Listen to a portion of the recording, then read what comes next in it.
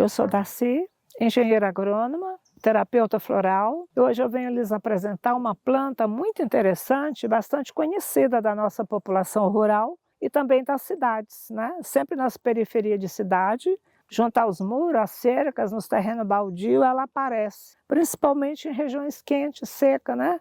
Beiras de calçada, muros, Mormódia charantia, que também é conhecida como melão de São Caetano. O melão de São Caetano foi trazido pelos africanos da Índia e da China para o Brasil e foi introduzido em Minas, na região de Mariana. E como tinha uma capela que era dedicada a São Caetano, então foi batizado o nome, a primeira planta que foi vista no Brasil, de melão, porque ele tem esse melãozinho, né? Parece realmente um melão normal.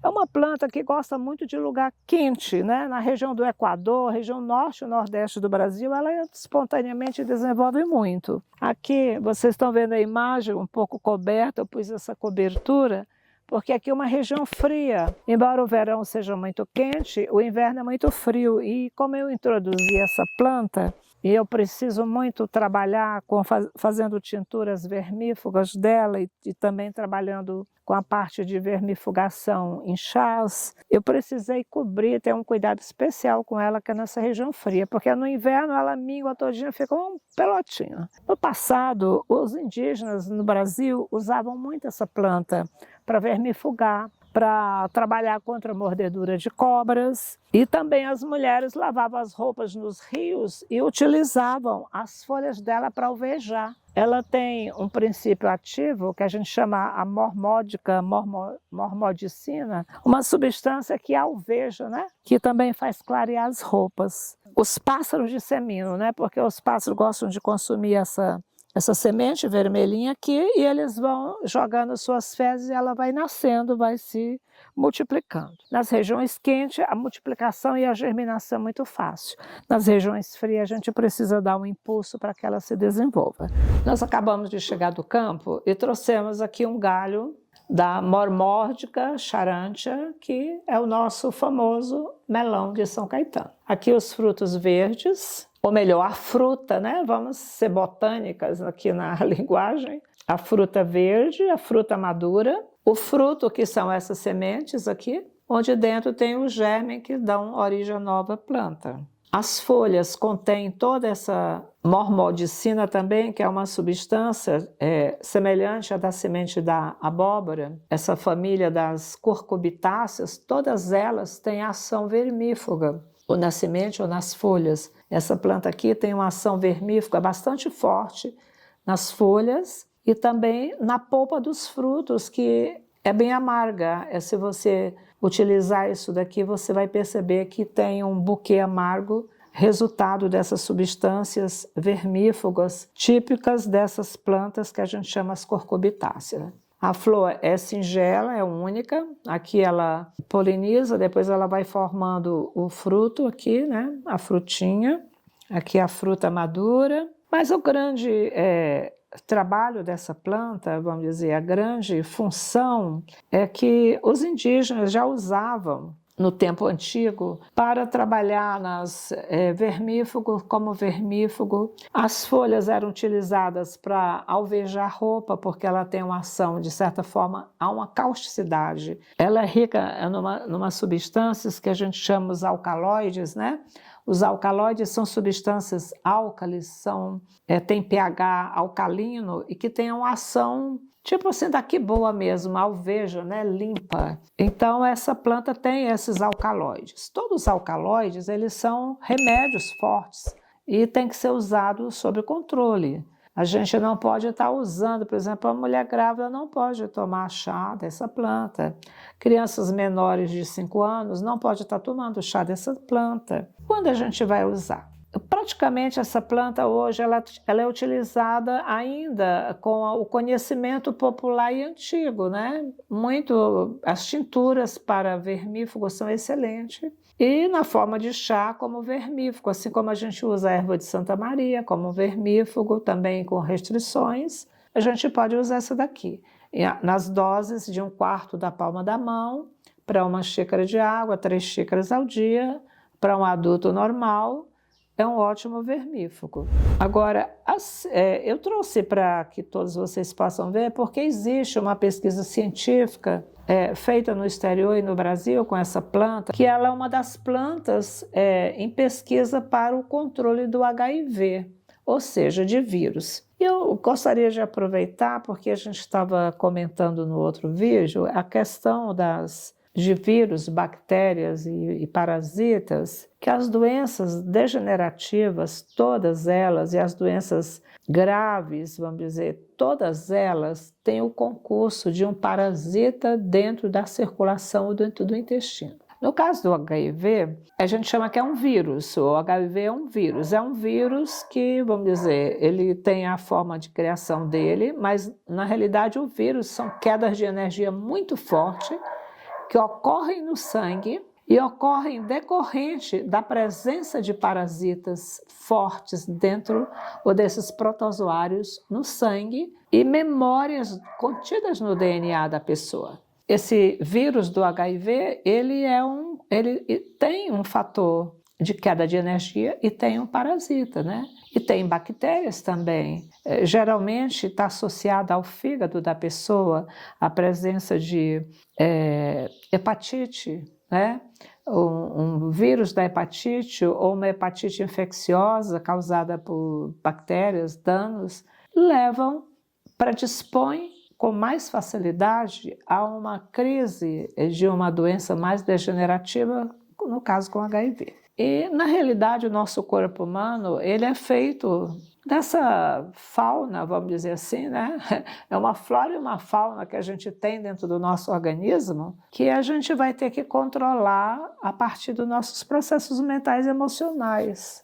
E é por isso que quando eu trago para você, meu querido ouvinte, um chazinho para limpar os vermes, estou fazendo uma prevenção, estou dando uma dica. Isso não quer dizer que você está aí com uma doença muito grave, cheio de parasita, tomou, acabou. Não é bem assim. Mas a pesquisa aponta grandes trabalhos. Leucemia, câncer de... câncer linfático, para câncer de pulmão. Então, uma planta que a pesquisa está sendo feita com muita promissão para a produção, talvez até de medicamentos. A gente nem pode divulgar muito essas coisas, porque senão daqui a pouco, eu estou com leucemia, eu vou tomar, vou ficar boa. E não é bem assim. Existe todo um contexto numa doença crônica, degenerativa, de parasita, de bactéria, de vírus, e quando o fungo entra, os tecidos já estão em decomposição. Os vermes são uma constante, todo mundo tem que fazer essa prevenção. Mas eu não tenho verme. O verme não vai soltar resíduo para todo mundo te fazer um exame e ver. Tem vermes que não aparecem nos exames de fezes, né? Como vamos detectar? Bom, se não detecta, então faz a prevenção. Usa essas plantas de fácil aquisição e faz a sua própria prevenção, porque por grandes tecnologias que a gente já tem hoje, ainda falta muita coisa. O que eu queria hoje passar para vocês, essa alerta de não achar que não tem verme. Se alguém não tiver verme, eu quero bater palma, eu quero conhecer, porque eu ainda não peguei nos 4.000 pessoas que passaram aqui, nenhuma que não tivesse um verme. Nem eu mesmo não escapo, eu tenho o meu também. Que são exatamente os comportamentos mentais, ancestrais, culturais, familiares que a gente traz, a gente cria. Mas, obviamente, a gente tem que controlar, para que não deixe que eles reproduzam e tomem conta do nosso corpo. A gente tem que mantê-los sob controle. Controle da mente, controle da alimentação, controle da higiene pessoal, higiene coletiva também. Estudos científicos confirmados e não divulgados para diabetes com nefropatias, ou seja, aquela diabetes que atinge os glomérulos esclerose diabetes, né? E também para o vírus do HIV e como antihelmíntico. Para essas três coisas, essa planta está divulgada, está confirmada e não divulgada. Controle de HIV, diabetes que pega a parte renal, né, com o GED, glomerulosclerose diabética. E para antihelmíntico, que é o que eu estou recomendando hoje para o uso do povo em geral.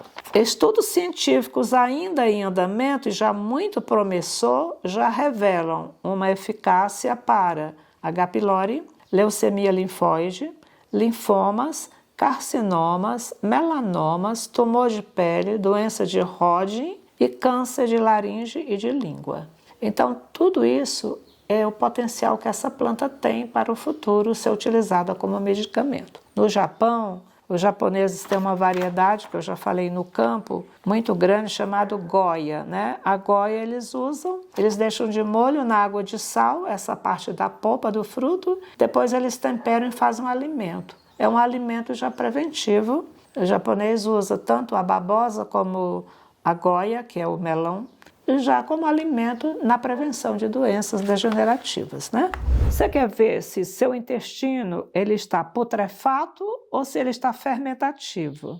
Se seu intestino ele é putrefato, ou seja, se as suas bactérias são negativas, a sua barriga é quente.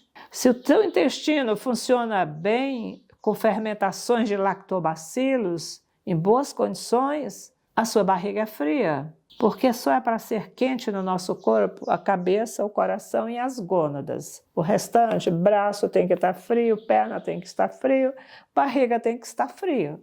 Se está quente, eu estou febril, eu estou com putrefações. São tantas bactérias de pequenas putrefações que no decorrer do tempo você vai gastando. E o melãozinho é exatamente um desses qualificadores. Os indígenas já usavam. É um vermífugo simples. Toma 3 xicrinhas de água, de chá, né, por uma semana, e só. E depois observa seu intestino funcionando melhor, suas fezes normais, sua textura normal, né? Tudo isso são fatores para a gente observar. Não é só a gente tomar remédio e querer que o remédio faça tudo, a gente tem que fazer a nossa parte. Eu recomendo que, para os ouvintes, eu estou colocando que essa planta é apenas uma leve prevenção para adultos normais, tirando gestante, crianças, um chazinho no mês com R, sem R, não tem importância, uma semana, 3 xícaras por dia para prevenção. É isso que eu queria deixar para vocês e que vocês possam, principalmente o pessoal do norte e nordeste do Brasil, onde essa planta vegeta o ano inteiro por ter o clima mais quente, fazer uso, né, desses chás como uma higienização contra verminoses.